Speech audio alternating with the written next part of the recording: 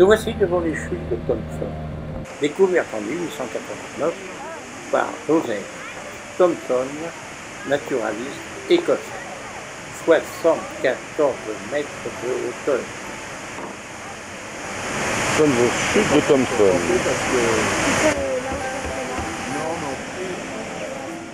En amont de la cascade se trouve un bassin qui est le plus haut du Kenya, où vivent des hippopotames. La source est à la montagne de l'Adderbar, à 2360 mètres d'altitude. Ce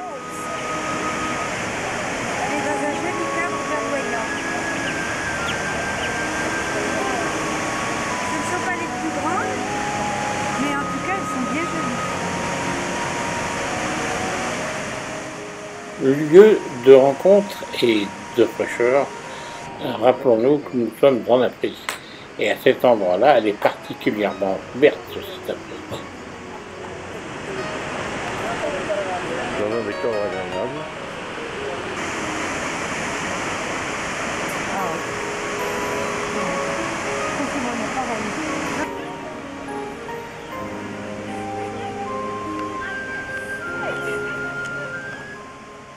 Il faut bien vivre, les Kenyans ne sont pas bêtes, c'est pour ça qu'ils ont ouvert différents magasins, enfin facilement ouverts. Ils ont fait des étalages de marchandises tout à fait originales de la région. Et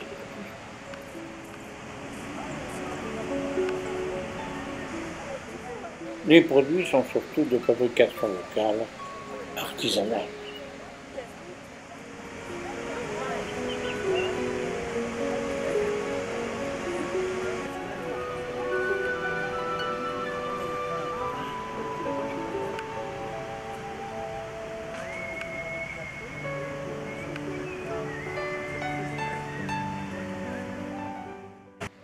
Toutefois, le lieu est bien choisi.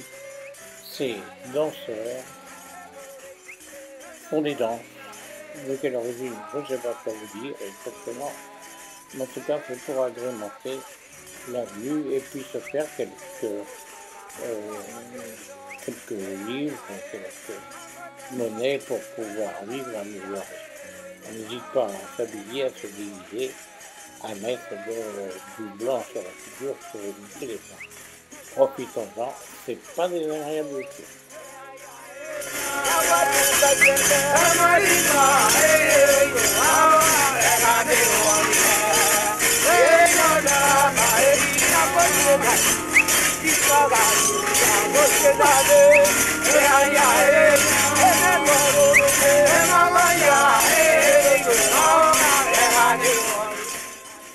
Et parfois, ils trouvent un touriste qui aime s'amuser et qui se met à danser avec eux, ce qui les amuse eux-mêmes. Et tout le monde en profite. Bonne journée. Pouvez aller.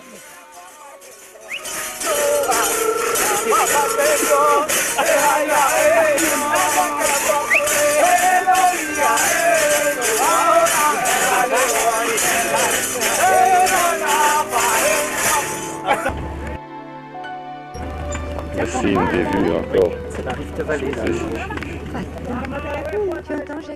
Et l'on ne va pas chuter à cet endroit-là. Vous voyez comment on est en altitude.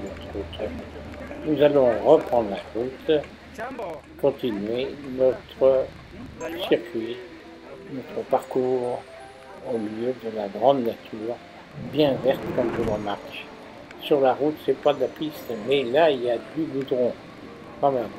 Et un peu plus loin, vous allez pouvoir s'arrêter parce que au Kenya, il n'y a pas que du café, il y a aussi du thé. Si on les fait simplement.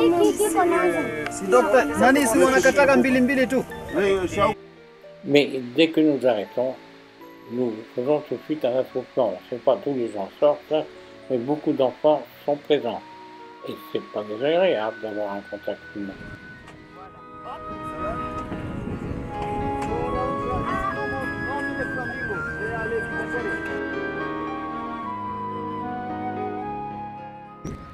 Il y a des bêtes en Afrique de l'Est.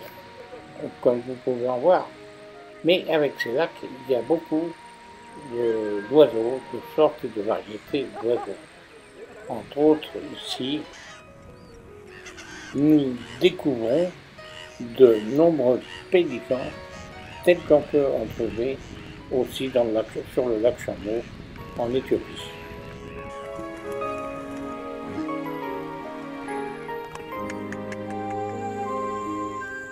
D'oiseaux dont je ne pourrais vous dire le nom, mais qui sont bien agréables à découvrir. N'hésitez pas à aller faire un tour au Kenya.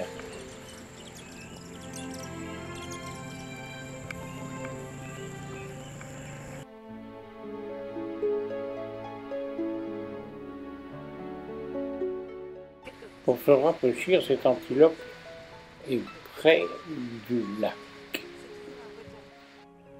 Nous sommes au lac Naïcha.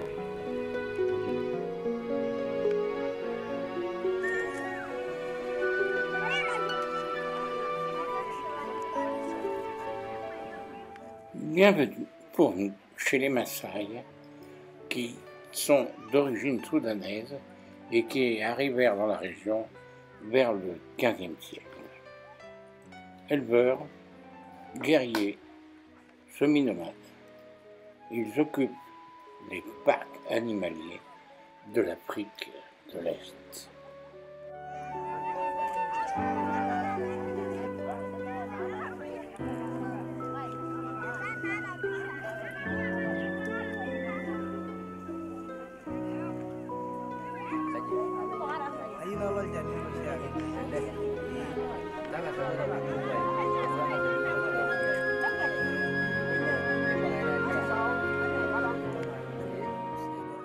Ils construisent des maisons temporaires de forme ovale.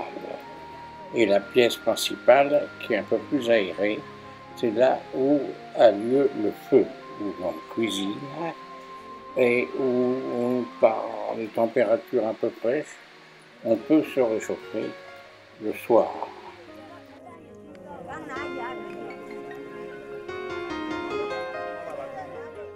Sans oublier qu'il diminue l'arrivée des mouches dans la pièce.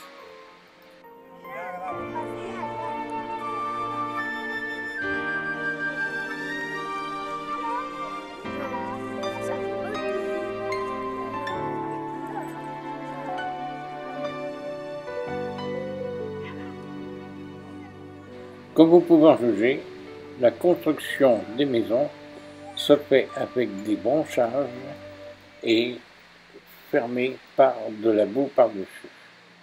Lorsqu'ils changent d'endroit, les Maasai mettent le feu au village.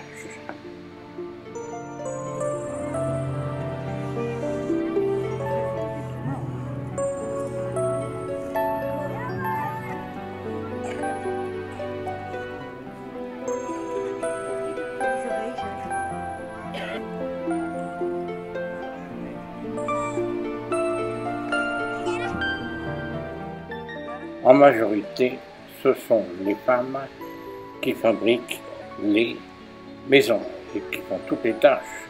Elles vont même traire les vaches, elles vont aussi chercher de l'eau, elles ont beaucoup d'occupations pendant que les hommes, eux, réfléchissent et prennent des décisions pour l'organisation de la société Maasai et du village.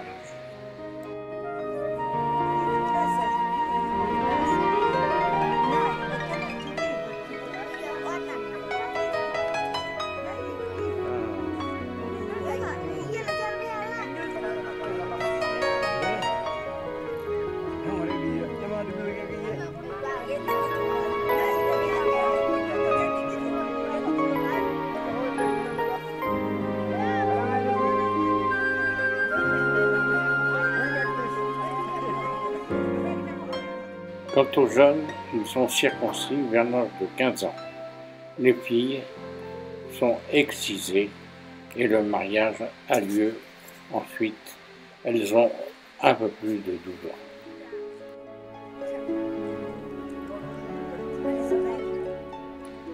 La religion encaille.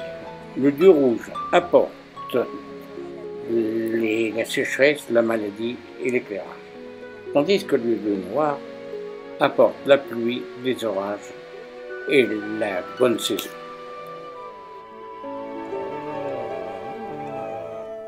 Toutefois, aujourd'hui, de jeunes Maasai deviennent chrétiens.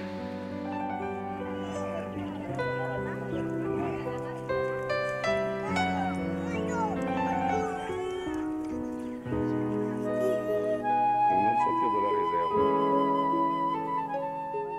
À ce jour, certains sont expropriés en Europe ou en Amérique afin de poursuivre des études supérieures. La vie évolue.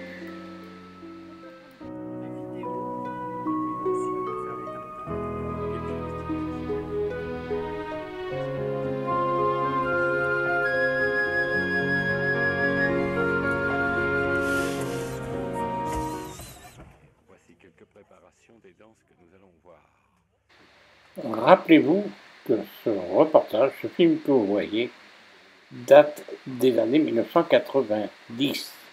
Donc il y a 28 ans, beaucoup d'éléments ont pu changer depuis cette époque au Kenya. Déjà une restriction de la possibilité des Maasai de pouvoir occuper leurs lieux. On les a plutôt cloîtrés un petit peu pour donner une facilité, une aisance au tourisme.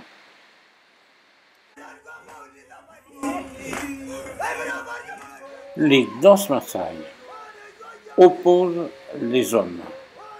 Ils doivent sauter le plus haut possible et toujours les pieds joints, ce qui est difficile à voir si vous observez bien.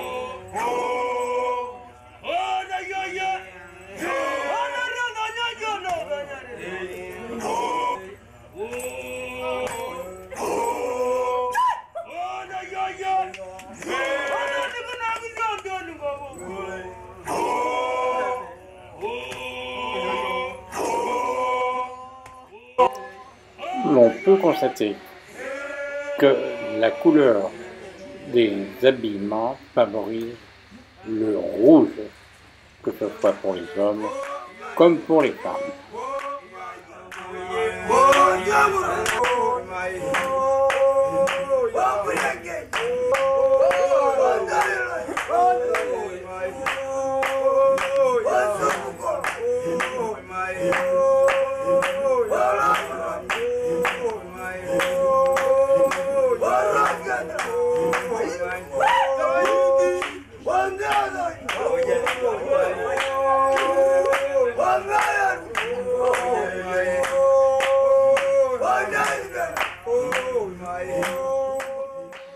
Vous allez remarquer que dans la finale, des jeunes femmes viennent se joindre aux hommes et en particulier observer leurs colliers, leurs immenses colliers qui sont d'ailleurs splendides, et comme elles le font sauter, comme elles le font bouger.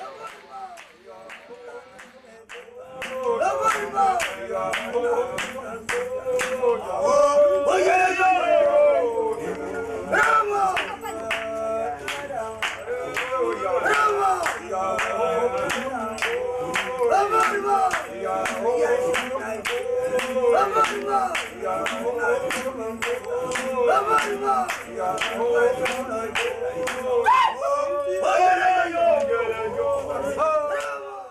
J'espère vous avoir fait vivre un agréable moment sur l'Afrique qui est encore celle du XXe siècle et non du XXIe. Depuis cette époque, bien des choses ont pu changer certainement. Bonne fin de vision de ce film, merci.